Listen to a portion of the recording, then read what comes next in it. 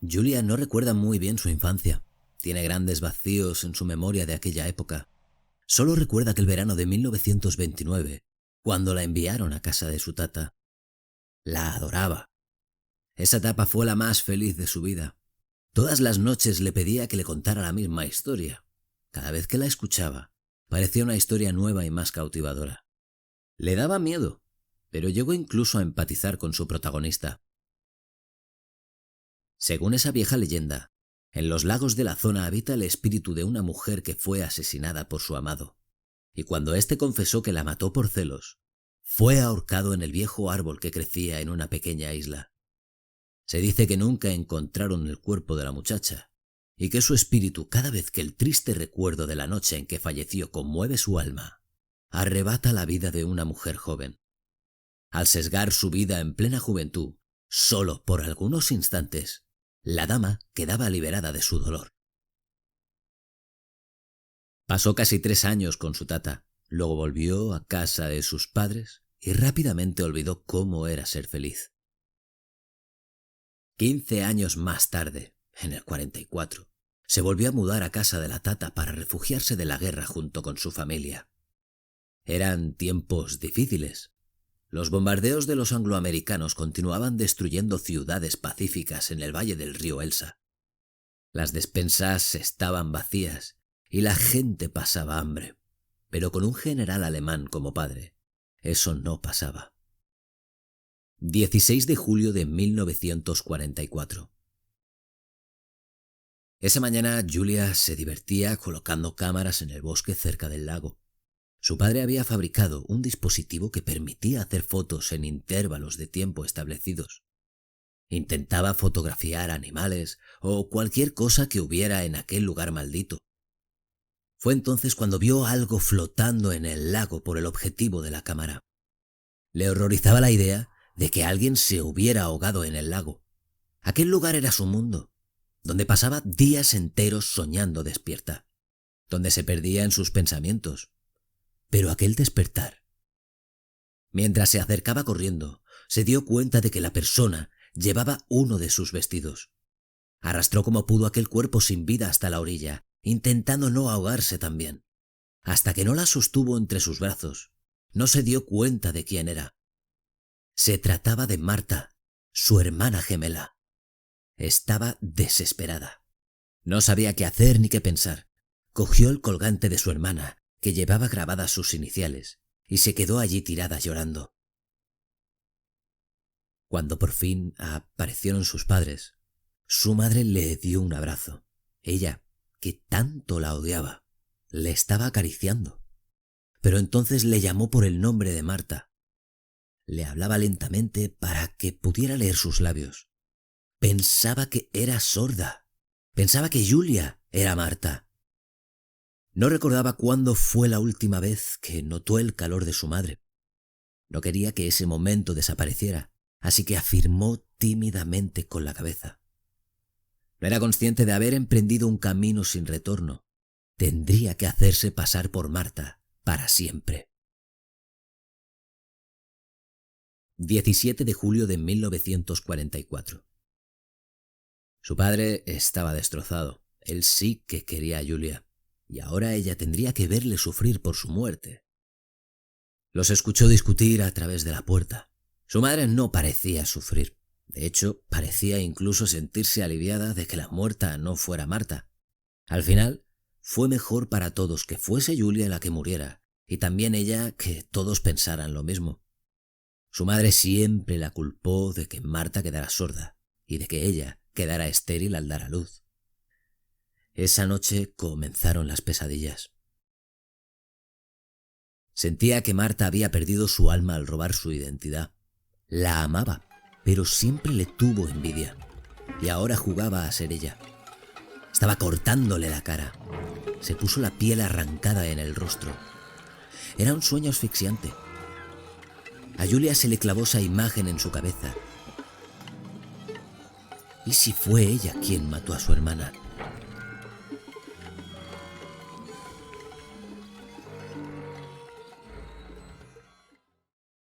...18 de julio de 1944. Todos pensaban que la muerte de Marta se trataba de algún crimen por motivos políticos, un aviso a su padre, que ahora era el general. Culpaban a los partisianos, pero ella sabía que no podía ser. Lapo, su mejor amigo, era uno de ellos, y nunca sería capaz de hacer algo así, o permitir que alguno de los suyos lo hiciera. Lo echaba de menos. Necesitaba verlo y abrazarlo. Pero ahora era imposible. Debía tener cuidado de no hablar para hacerse pasar por sordomuda, imitar las costumbres de Marta, o si no, al final, alguien se daría cuenta. Julia quería hacer algo por su hermana, así que fue hacia el lago en busca de los carretes de las cámaras con la esperanza de que alguno hubiera captado algo ese día. Esa noche volvió a tener otra pesadilla. En el ataúd estaba el cadáver de Marta, y desde el interior de su vientre surgía un feto. Pero la sala se llenó de agua y éste se ahogó.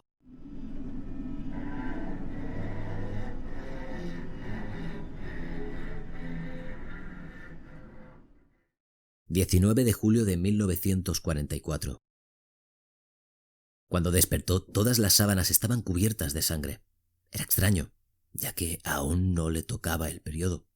No le dio más importancia y tan pronto como pudo, reveló los rollos de película. Las fotos confirmaron que sus recuerdos de esa noche eran correctos.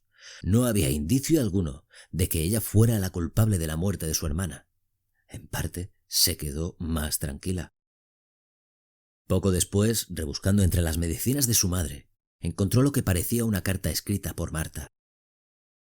Querida madre, es difícil, pero debo contarte algo.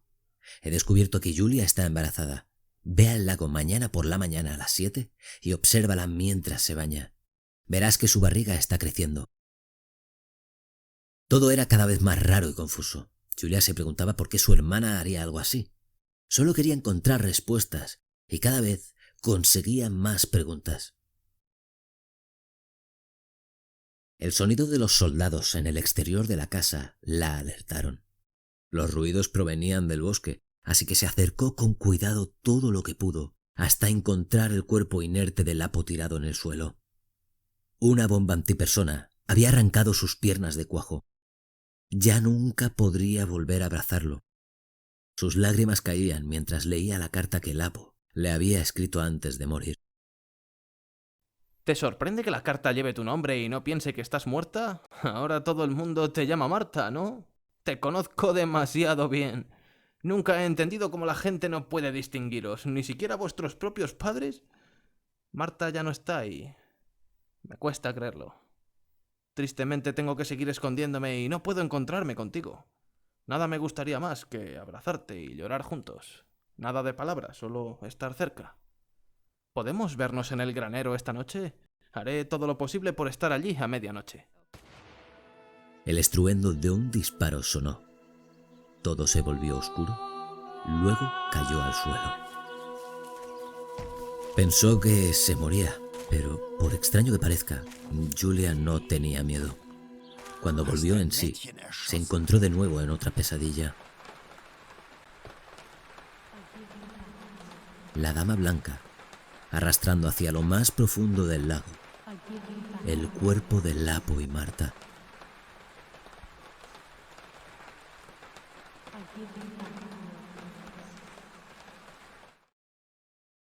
20 de julio de 1944. Cuando despertó, sintió dolor, pero por suerte la bala solo le había rozado. Lo que más le preocupaba era que su madre tuviera entre sus manos la carta de Lapo y supiera que era Marta quien estaba muerta, y que la hija que tanto odiaba, además de viva, tuviera un romance con un partisiano. Comenzó a sospechar que tal vez su madre podría tener algo que ver con el asesinato. Las horas pasaron volando mientras reflexionaba sobre sus pesquisas. Ella nunca la quiso, eso lo tenía claro, pero nunca hubiera pensado que fuera capaz de hacer algo parecido. Pero tenía sentido. En el lago debió de dar por hecho que era Marta, porque estaba convencida de haber matado a Julia. Esa noche parte de Julia murió en el funeral. Ahora comprendía el dolor que debía haber pasado. El hecho de no poder comunicarse con nadie era cada vez más difícil. La envidiaba, pero nunca vio el sufrimiento al que hacía frente. No se había dado cuenta hasta ese momento de lo valiente que fue. Julia necesitaba desahogarse. Amaba la música, así que comenzó a tocar el piano, sin pensar en las posibles consecuencias. Entonces su madre la descubrió. Sus palabras cortaban como cuchillas. Intentó decirle que ella no había sido. Le enseñó las fotos que había revelado y así demostrar su inocencia, pero se enfadó aún más. Comenzó a golpearla con todo lo que tenía a mano. Los recuerdos volvieron a raudales. No eran recuerdos de sucesos pasados, sino de sentimientos que tenía cuando era pequeña. Eran los miedos de una niña pequeña. 21 de julio de 1944. Esa mañana descubrió una carta del manicomio. Su madre pretendía encerrarla. Cogió la pistola de su padre por si llegado el momento tuviera que defenderse. No tenía tiempo que perder. Tenía que seguir todos los caminos posibles, incluido el de la locura. Fue hasta la pequeña islita del lago, donde ahorcaron al amado de la Dama Blanca, y allí encontró el rollo de película que faltaba en una de las cámaras. Luego todo se volvió confuso. Dice que se le apareció la Dama Blanca, y aunque no obtuvo respuesta alguna sobre lo ocurrido esa fatídica noche, ésta le entregó una pequeña llave que abría la cajita de su hermana, donde guardaba todos sus secretos, entre ellos una carta. Querida hermana, le confío en mis secretos esta carta. Si la estás leyendo, todo ha acabado como creía, y ya no estoy ahí contigo. Antes de nada, no soy sorda, y nunca lo fui. Madre me asustó cuando éramos pequeñas, así que decidí no escuchar ni hablar nunca más. Y funcionó. De hecho, madre empezó a quererme. También encontraron una explicación científica para mi sordera. Daño neurológico debido a una presión excesiva ejercida por la gemela durante el embarazo. Y así, mi decisión se acabó convirtiendo en otra de tus cargas. Por eso tengo que poner las cosas en su sitio. Tengo que decirte que estoy embarazada. Llevo al bebé de Lapo en mis entrañas. Nos acostamos y nunca reuní el valor para contártelo. Me daba tanto miedo hacerte daño, me daba tanta vergüenza. Pero ¿y ahora qué? ¿Cómo podía traer un niño a este mundo? El bebé empieza a notarse, ¿te diste cuenta? Por eso ya no me desnudo delante de ti. Pero ¿cuánto más podría ocultarlo? Ayer me pediste que te acompañase al lago de buena mañana. Tú, la dormilona, temprano. Te pedí que nos cambiásemos las camas, como solíamos hacer cuando éramos pequeñas. Me levanté al alba sin despertarte. Me puse uno de tus vestidos y escribí una carta, en la que le decía a madre que eras tú la que estaba embarazada, no yo. Iré al lago sola y me haré pasar por ti. Le diré todo lo que nunca tuviste el valor de decirle. Seré tu voz. Sé todo lo que te ha hecho sufrir a lo largo de todos estos años. Y al contrario que tú, yo sí recuerdo todo el daño que te ha hecho. Y sé que es culpa mía. Hermana, toma mi identidad. Llevarás una vida mejor y yo podré descansar en paz, al saber que al menos intenté arreglar todo el mal que hice. Tengo que irme ya. Mi último recuerdo serás tú durmiendo plácidamente. Leída la carta, tenía que asegurarse de que estaba embarazada de verdad. Rezó para que Dios la perdonara por lo que iba a hacer. Abrió el ataúd, empuñó las tijeras de costura de su madre y abrió el útero de su hermana. Era cierto que estaba embarazada, de un feto deformado bicéfalo. Gemelos otra vez. Siempre les dijeron que era una cuestión familiar. Al regresar a casa tendió una trampa a su madre, que se había quedado dormida en el taller de costura. Encendió la grabadora con la esperanza de que confesara y empuñó la pistola. Jura que solo quería asustarla. No recuerda lo que pasó, solo fragmentos. El resto es solo oscuridad. Las bombas estaban cayendo cuando volvió en sí. Tenía la cabeza de su madre en una mano y estaba intentando deshacerse del resto de partes del cuerpo. Reveló el rollo de película que le entregó la Dama Blanca y por fin lo entendió todo. Julia había matado a su hermana. Quiso apretar el gatillo y quitarse de en medio. No fue fácil, pero lo hizo. No obstante, una vez más, no estaba muerta. Todos murieron en un abrir y cerrar de ojos, como si fuera la cosa más natural del mundo, pero para ella era casi imposible. Cuando disparó, movió el arma sin quererlo, justo para que la bala se deslizara sobre su ceja. Cuando recuperó la consciencia, estaba atada en una silla con tanta fuerza que no podía sentir las manos ni los pies. En la silla de al lado estaba su padre atado y amordazado. El jefe de los soldados empezó a hacer preguntas. No paraba de golpearle la cara. Pensaba que le partiría el cráneo. Notaba el sabor de la sangre y los dientes cómo se iban rompiendo. Una parte de su labio superior quedó descolgada tras abrirse. Intentó ponerlo en su sitio con ayuda de la lengua y labio inferior. Vomitó. Le hicieron confesar que su padre había hecho un montón de cosas para el ejército alemán. Ella no sabía nada, pero en cuanto confesó lo que querían oír, ejecutaron a su padre. Ni siquiera se movió. Esta es la historia que nos contó Julia cuando llegó aquí. Y aunque no sea del todo cierto, es la versión que más importa, la que le ha ayudado a entender y asumir todo el daño sufrido durante tantos años. Es un juguete roto. Tenía piernas y quería correr, pero no sabía a dónde ir. Tenía brazos para abrazar y sentir amor, pero nunca tuvo la oportunidad. Tenía voz, quería gritar, pero hasta hoy nadie le ha escuchado. Nunca mató a Marta. Murió el mismo día que nacieron las gemelas.